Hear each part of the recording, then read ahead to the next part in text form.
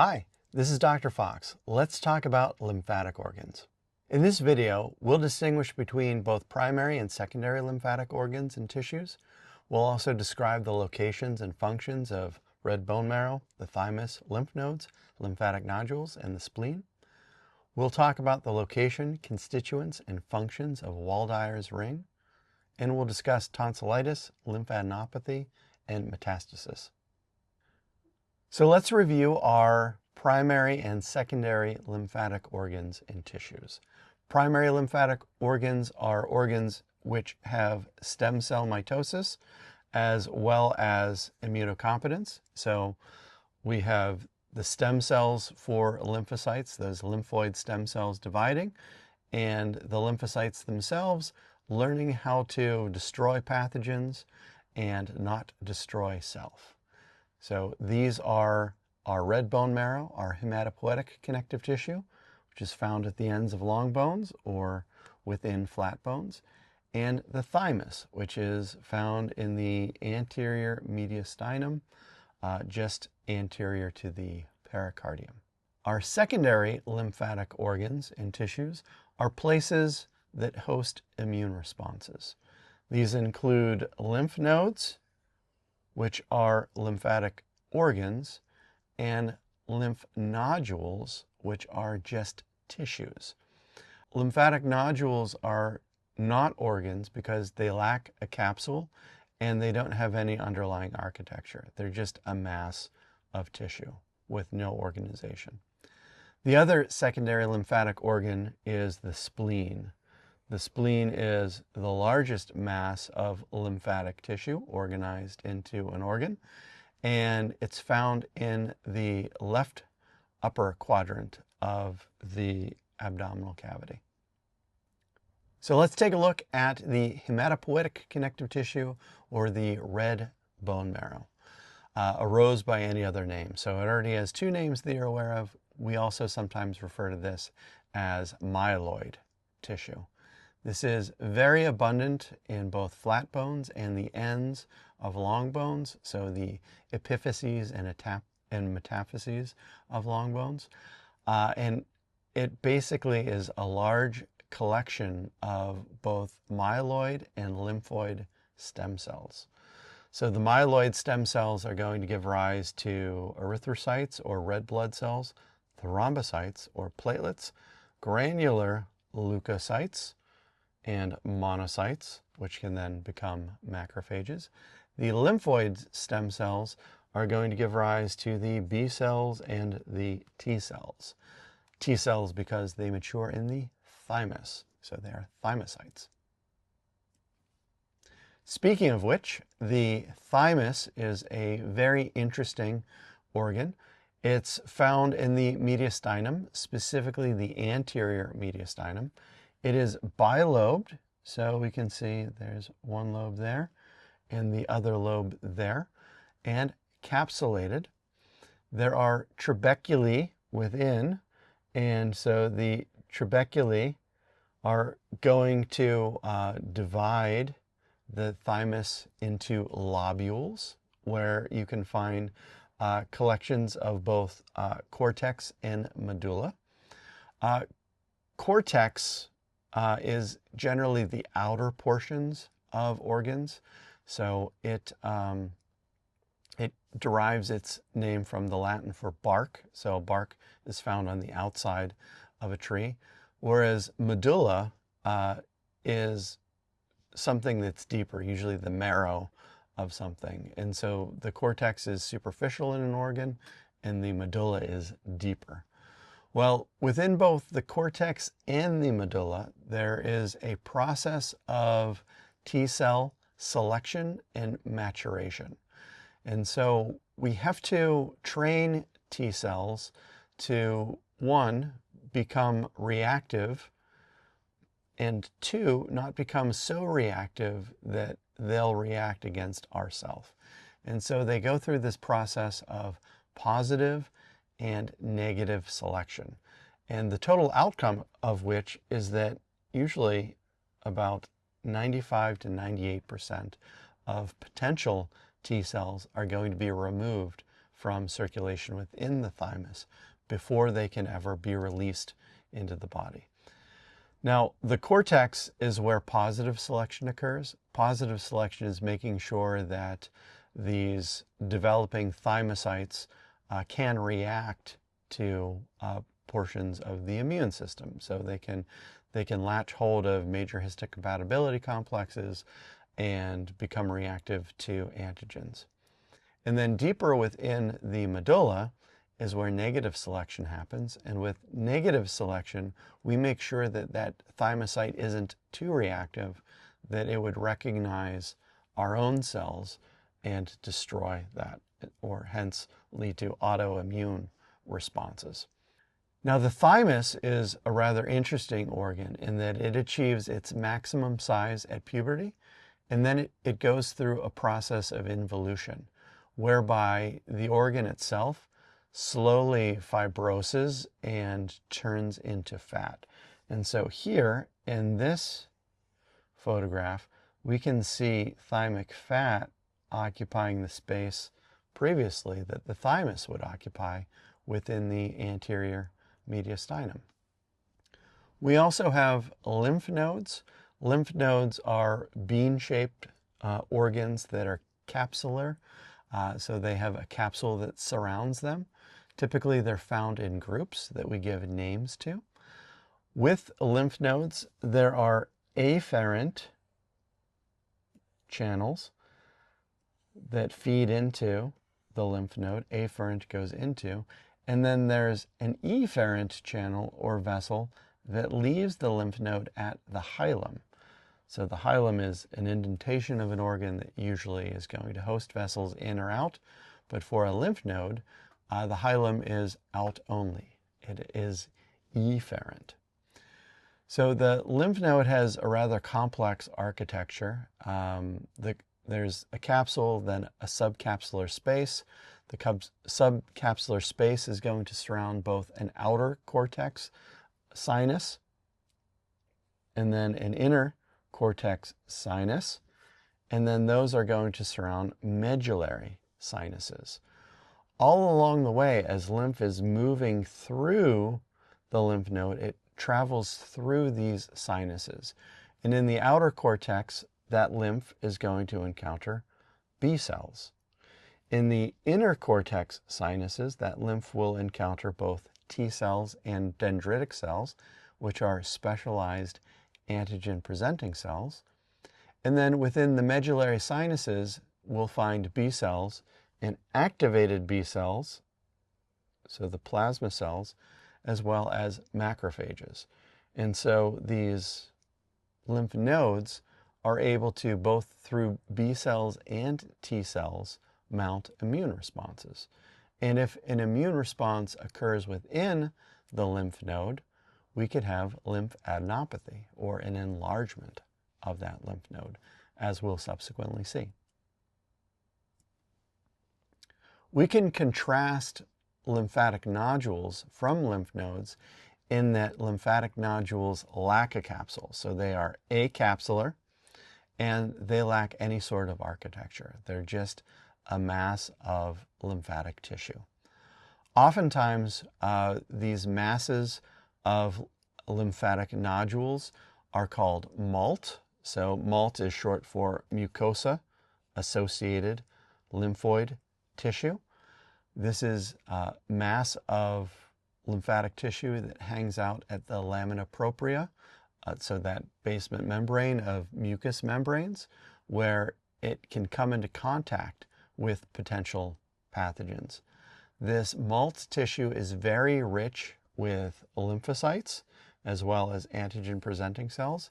So we have all of the basic recipes for an immune response. It just needs the pathogen to present itself.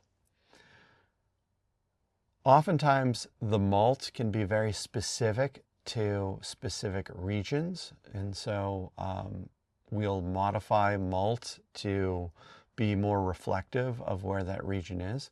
So, for instance, aggravated lymphoid follicles can be present within the small intestine, specifically the ileum, and we refer to these as Peyer's patches but specifically we call them GALT.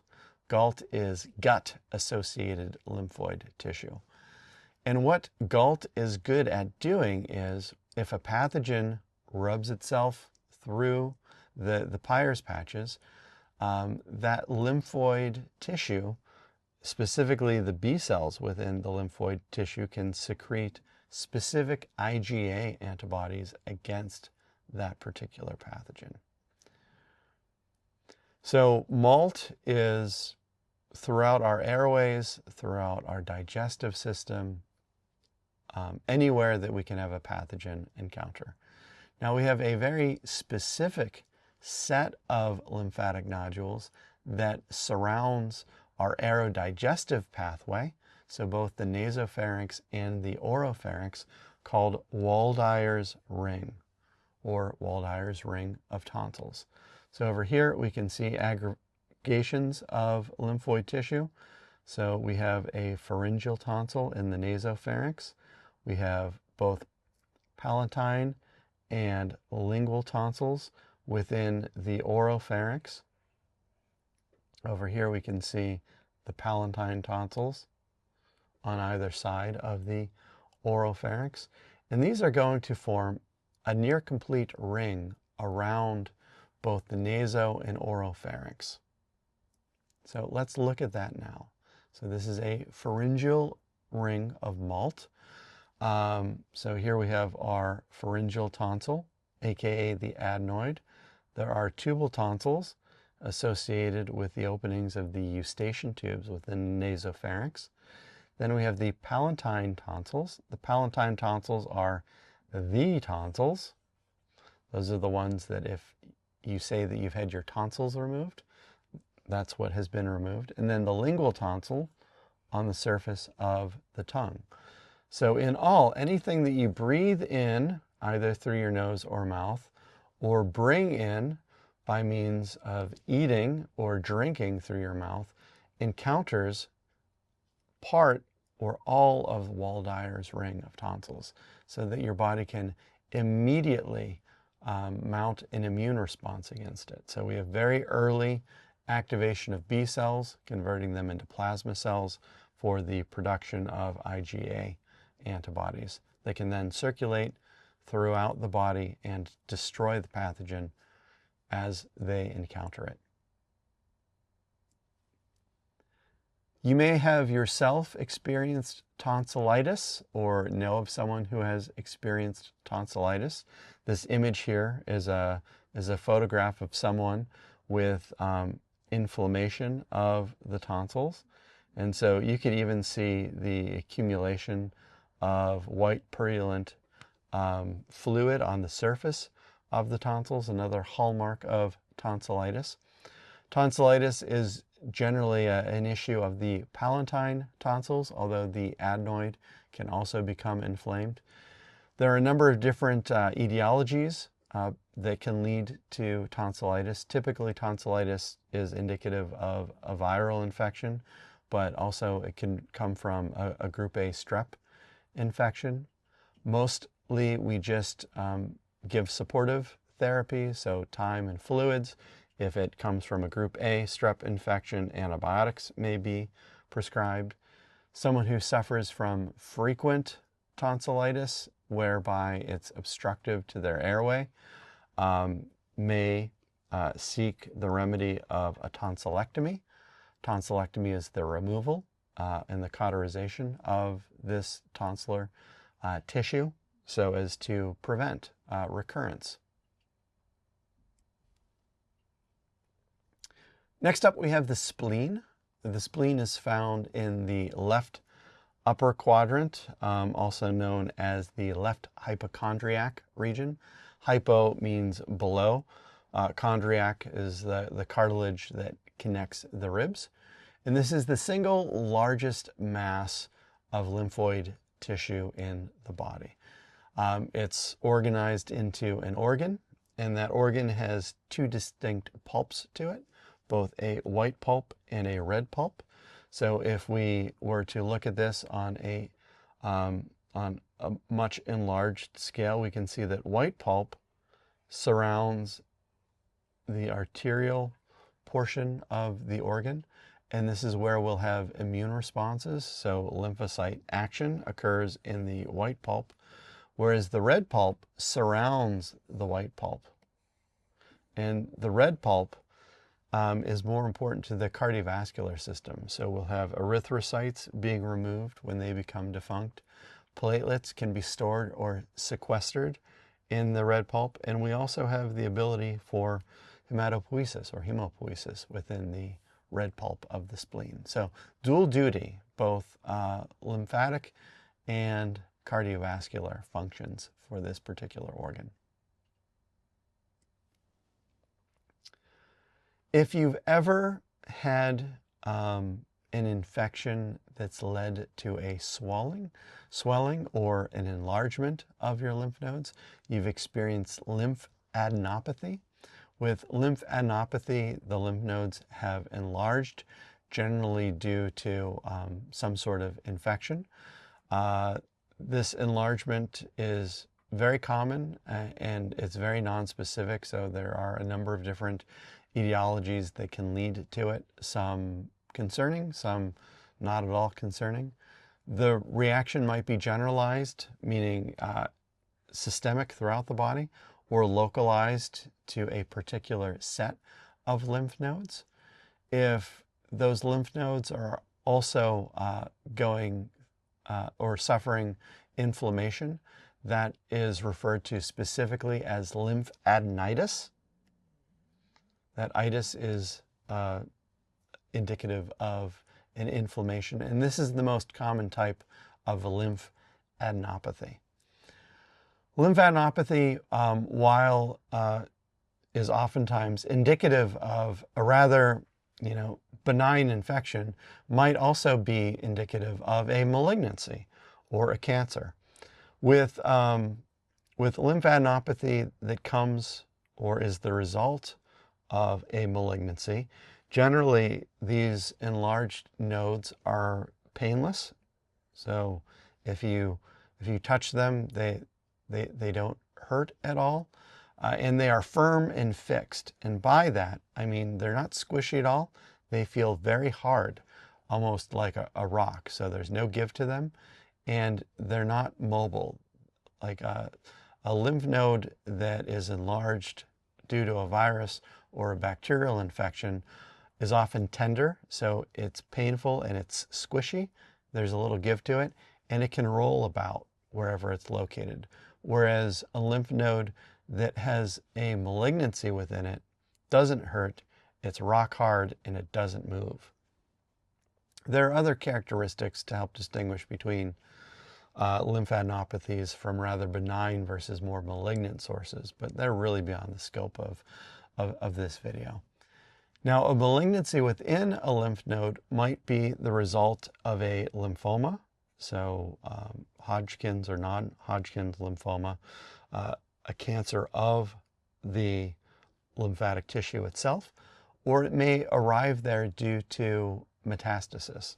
So through lymphogenous or via the lymphatic system, metastatic illnesses like cancers may move, and they can take root within a lymph node and can then enlarge the lymph node and be a source of a malignancy, a secondary source of malignancy.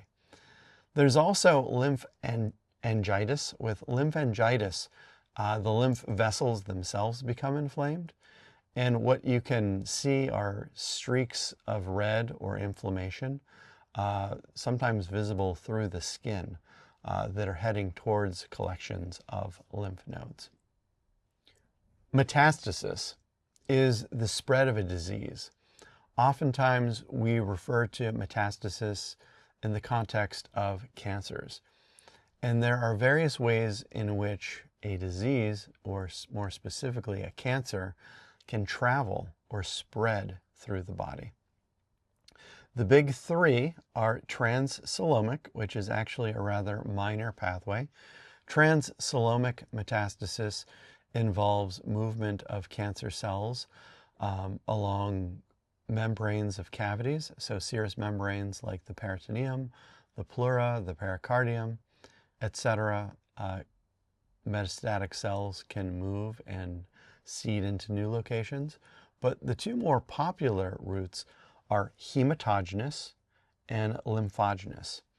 Hematogenous metastasis is movement of the disease through the bloodstream, whereas lymphogenous metastasis is through the lymphatic system. More often than not, sarcomas, which are malignancies derived from tissues of the mesenchyme, are going to spread hematogenously, but also renal carcinomas. These are epithelial cancers that arise from the kidneys, will also spread hematogenously. Generally, the pattern of movement is through the veins. So typically, hematogenous metastasis is venous in pathway. Lymphogenous metastasis is through the lymphatic system. Generally, carcinomas, these are malignancies of epithelial tissues. So this is accepting renal carcinomas, but epithelial or carcinomas will move through the lymphatic system. And when they encounter lymph nodes, generally something that is painless, firm, fixed, and unilateral, meaning on one side but not the other, gives us a clue that maybe we're dealing with a metastatic lymphadenopathy versus a more benign lymphadenopathy. So we've discussed the primary and secondary lymphatic organs. We've discussed their locations and functions, the various locations and constituents and functions of Waldeyer's ring. We've discussed tonsillitis, lymphadenopathy, and metastasis. Thank you so much for your time, and I look forward to talking to you in the next video.